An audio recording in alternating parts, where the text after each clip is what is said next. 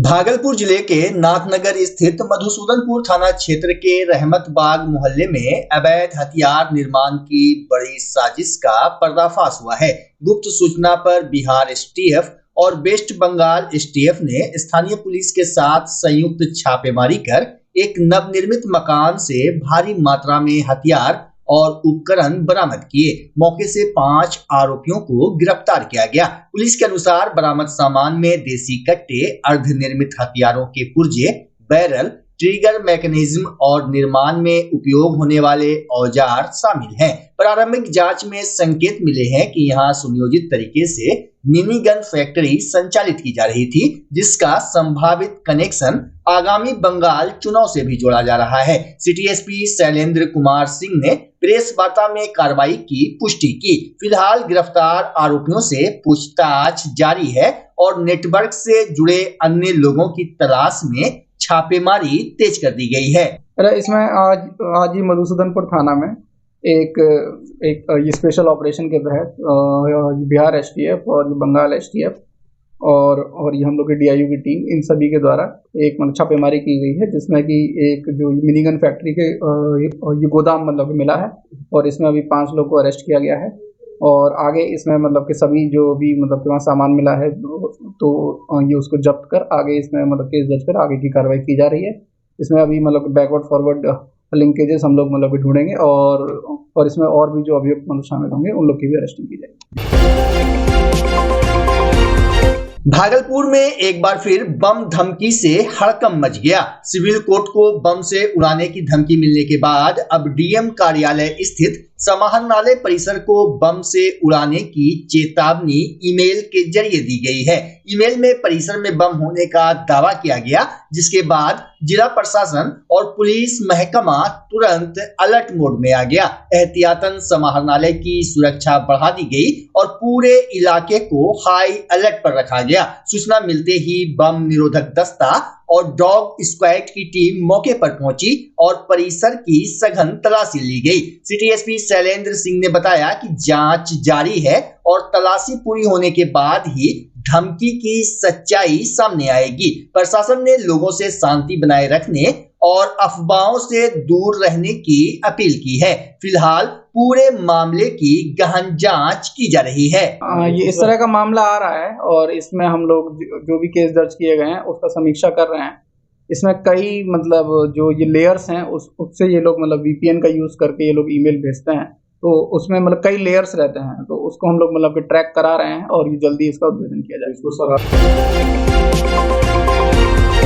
ATM card बदलकर ठगी करने वाले गिरोह का पुलिस ने पर्दाफाश कर दिया। भागलपुर पुलिस ने लंबे समय से फरार चल रहे 2 अपराधियों को पूर्णिया से गिरफ्तार किया है। मामला 19 अक्टूबर 2025 का है, जब वादी अरविंद पासवान के एटीएम कार्ड को बदलकर जोगसर थाना क्षेत्र के मानिक सरकार चौक स्थित एसबीआई एटीएम से 77,000 रुपये की अवैध निकासी कर ली गई थी। इस संबंध में जोगसर थाना में मामला दर्ज कर विशेष टीम गठित की गई। वरीय पुलिस अधीक्षक के निर्देश पर गठित टीम ने सीसीटीवी फुटेज और तकनीकी साक्ष्यों के आधार पर कांड का उद्भेदन करते हुए विनय कुमार सिंह और निवास कुमार सिंह को गिरफ्तार किया। पुलिस ने आरोपियों के पास से एक पल्सर मोटरसाइकिल, 2 वॉशिंग मशीन और 2 मोबाइल फोन भी बरामद किए हैं। सिटी एसपी शैलेंद्र सिंह ने बताया कि दोनों से पूछताछ जारी है और आगे की विधि सम्मत कार्रवाई की जा रही है। प्रेस वार्ता में सिटी डीएसपी अजय कुमार चौधरी भी उपस्थित रहे। वरीय पुलिस अधीक्षक भागलपुर के निर्देशन में जो ये साइबर अपराध कर्मियों हैं, ये इनके विरोध में लगातार छापेमारी और कार्रवाई की जा रही है। तो इसी क्रम में एक ये जोगसर थाना में एक घटना हुई थी, 270-25 इसमें केस दर्ज किया गया था, जिसमें कि एक व्यक्ति से 40,000 रुपये और ये 37,000 रुपये का ये एटीएम का बदल कर और ये धोखाधड़ी किया गया था। तो इस कांड का जब ये तकनीकी अनुसंधान किया गया तो इसमें ये एक गैंग का भूमिका सामने आया, जिसमें ये विनय कुमार और ये निवास कुमार, ये इस गैंग के मुख्य लीडर हैं। और ये लोग एटीएम बदलकर और ये भोले वाले ये लोगों से ठगी करते थे। तो इनका जो ये तकनीकी आधार पर इन लोग को पूर्णिया से ये अरेस्ट किया गया है और और इस कांड में जो ये यूज़ किए हुए 2 मोबाइल फ़ोन इसको भी जब्त किया गया है। और इन्होंने जो ये पैसे थे ये इससे मतलब एक जो ये 2 वॉशिंग मशीन भी मतलब एक POS मशीन से खरीदी थी, जो ये ATM स्वैप करके, तो वो 2 वॉशिंग मशीन भी मतलब जब्त की गई हैं। और इसके अलावा इस कांड में प्रयुक्त एक जो ये पल्सर मोटरसाइकिल है उसको भी जब्त किया गया है। तो और इसमें छापामारी में जोगसर थाना की टीम और ये DIU की टीम ने इसमें सराहनीय काम किया है। पहली घटना है या इसके पहले की कोई आपराधिक हिस्ट्री है? नहीं, इसका मतलब ये और भी मतलब ये आपराधिक इतिहास है और ये आपराधिक इतिहास इन लोग का खंगाला जा रहा है और इस कांड में और भी लोग जो संलिप्त होंगे उनका भी अरेस्टिंग किया जाएगा। कहाँ से गिरफ्तार? भागलपुर में आज से बिहार विद्यालय परीक्षा समिति द्वारा आयोजित मैट्रिक परीक्षा शुरू हो गई। जिले में कुल 61 परीक्षा केंद्र बनाए गए हैं। परीक्षा को शांतिपूर्ण और कदाचार मुक्त बनाने के लिए हर केंद्र पर मजिस्ट्रेट, पुलिस बल और CCTV निगरानी की व्यवस्था की गई है। इस बार 4 केंद्रों को आदर्श परीक्षा केंद्र घोषित किया गया है। यहाँ छात्रों का स्वागत गुलाब का फूल देकर और तिलक लगाकर किया गया, जिससे परीक्षार्थियों में उत्साह और आत्मविश्वास बढ़ा। छात्रों ने कहा कि उनकी तैयारी पूरी है और वे बिना तनाव के परीक्षा दे रहे हैं। वही अनुशासन, सुरक्षा और सकारात्मक माहौल के बीच परीक्षा की शुरुआत हुई। एक्साइटेड हो रहे ज्यादा एग्जाम, क्योंकि पहली बार मेरे डर तो लगता है। तैयारी कैसा? मस्त है। रिजल्ट अच्छा आएगा इंशाल्लाह जरूर अच्छा आएगा। क्या चीज का एग्जाम? आज हम लोग का उर्दू का एग्जाम है। हम स्टेशन से शहबाज नगर से आए हैं। पेन तोड़ कर लिखना। पेन तोड़ कर लिखना। एकदम तोड़ कर लिखना पेन। तैयारी है? बहुत अच्छी तैयारी है, इंशाल्लाह अच्छा ही जाएगा। पहली बार एग्जाम दे रहे हैं? जी, बस थोड़ा सा डर है क्योंकि पहली बार एंट्री करे फिर वो भी खत्म हो जाएगा। नर्वस। क्या नाम है? सैयदा। बहुत अच्छा तैयारी है। हाँ, क्या चीज का एग्जाम? हिंदी का। कितनी तैयारी की है? बहुत अच्छा से किया है। रिजल्ट का क्या नाम? लगभग। कहाँ से? सुल्तानगंज से। भागलपुर में झुग्गी झोपड़ी संघर्ष समिति के बैनर तले सैकड़ों भूमिहीन परिवारों ने समाहरणालय गेट के समीप जोरदार प्रदर्शन किया। प्रदर्शनकारियों ने प्रशासन के खिलाफ नारेबाजी करते हुए अपनी मांगे रखी। उनका कहना है कि वे वर्षों से भीकनपुर स्थित गुमटी नंबर 1, 2 और 3 के क्षेत्र में रह रहे हैं, जो भारतीय रेलवे की जमीन है। प्रदर्शनकारियों के अनुसार सरकार की ओर से जमीन खाली करने का अल्टीमेटम दिया गया है, जिससे कई परिवार बेघर होने के कगार पर हैं। उनका आरोप है कि जिला प्रशासन ने पहले पुनर्वास का आश्वासन दिया था, लेकिन अब तक ना तो वैकल्पिक जमीन मिली और ना ही रहने की व्यवस्था की गई। भूमिहीन परिवारों ने जिलाधिकारी को ज्ञापन सौंपते हुए मांग की है कि पहले सभी प्रभावितों का पुनर्वास सुनिश्चित किया जाए, उसके बाद ही अतिक्रमण हटाने की कार्रवाई हो। हम लोग विरोध इसलिए कर रहे हैं, बार बार हम लोग को बसाने का प्रक्रिया माननीय जिला अधिकारी महोदय से मिला जाता है, मगर बसाया न जाता है। उस पर हम लोग को रेलवे बार बार, वो रेलवे की जमीन है, हम लोग लगभग 42-43 साल से वहाँ रह रहे हैं, हमारा जन्म भी वहाँ हुआ, मगर हम लोग रेलवे का जमीन को खाली करके जाने के लिए पक्ष में है। मैं DM साहब हम लोग को बोल रहे हैं बार बार कि हम बसाएंगे तब उखाड़ेंगे।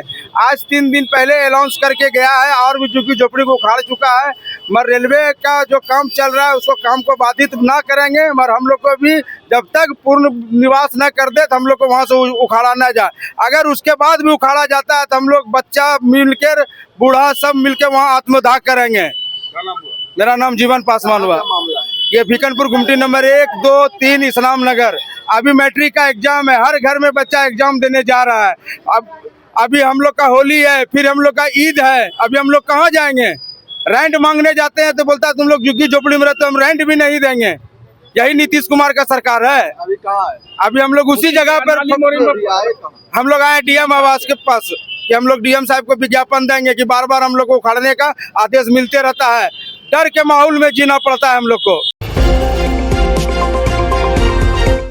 बच्चा जब जन्म लेता है तो कई बार बच्चा तुरंत नहीं रोता है, रोने में देर हो जाता है। ऐसे में बच्चा क्षतिग्रस्त हो जाता है और उसके बचने की संभावना कम हो जाती है, और यदि बचा तो भविष्य में उसमें विकलांगता की समस्या आती है जिसे सीपी कहते हैं, जिसका कोई माकूल इलाज नहीं है और ज़िंदगी भर बच्चा विकलांगता से जूझ सकता है।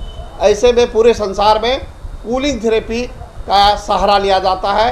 जन्म से ठीक 6 घंटा के अंदर यदि उसको कूलिंग थेरेपी दिया जाए तो उससे उसका सीपी की समस्या कम होती है और बचने की भी संभावना बढ़ती है।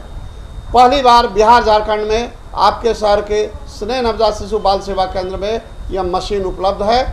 कभी भी ऐसी बात हो कि बच्चा रोने में विलम्ब हो गया तो आप स्नेह नवजात शिशु बाल सेवा केंद्र में जरूर संपर्क करें।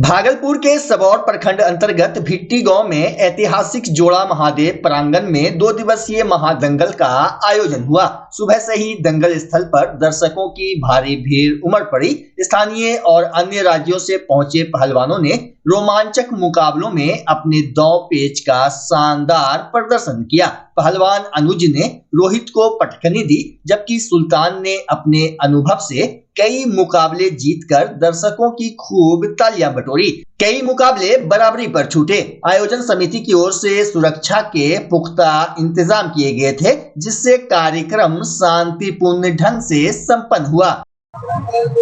आज दंगल का शुभारंभ था। बहुत ही सुंदर दंगल आज हुआ। 7-8 राज्य से पहलवान आए थे, नेपाल से भी पहलवान आए थे। अच्छे कुश्ती का आज प्रदर्शन हुआ। कल फिर महादंगल का फाइनल मुकाबला है एवं पुरस्कार वितरण है और रात्रि 9 बजे से सुदेश मिश्रा, रुपेश चंचल, राधा मौर्या के पूरे टीम के साथ संगीतमय कार्यक्रम है। देखिए, हम लोग जब बचपन से ही यहाँ आते हैं और दिन प्रतिदिन यहाँ भव्यता बढ़ते ही जा रहा है और जहाँ तक ये हमारा उपलक्ष्य होता है कि भाई हम लोग महाशिवरात्रि के उपलक्ष्य में ये दंगल यहाँ होता है, तो जो जानकारी हम लोगों के हमारे पूर्वज से मिला है, जैसे हमारे मेला अध्यक्ष बताए कि ये 1326 में है और ये जोड़ा महादेव जो है ये स्वयं प्रकट हुए हैं। यहाँ कोई इनकी आके स्थापना नहीं किया है, ये स्वयं प्रकट हुए हैं। तिथि अनुमानित है, इससे पीछे भी हो सकता है। जैसा कभी हमारे मेला अध्यक्ष ने बताया, ये एक ऐतिहासिक दंगल है। इसकी शुरुआत एग्जैक्टली कितना पहले हुआ ये किसी को जानकारी नहीं है, लेकिन 1951 से नाटक का मंचन हो रहा है, तो उसके बाद से दंगल का भी शुरुआत हुई है और हर साल इसमें प्रगति होते जा रही है। आज पहले हमारे लोकल के दंगल के कलाकार पहलवान आते थे, लेकिन अब ये देश के विभिन्न भागों से इसी बार के दंगल में 12 राज्य से लोग आए हुए हैं और इतना ही नहीं, हमारे पड़ोसी देश नेपाल से भी लोग आए हुए हैं।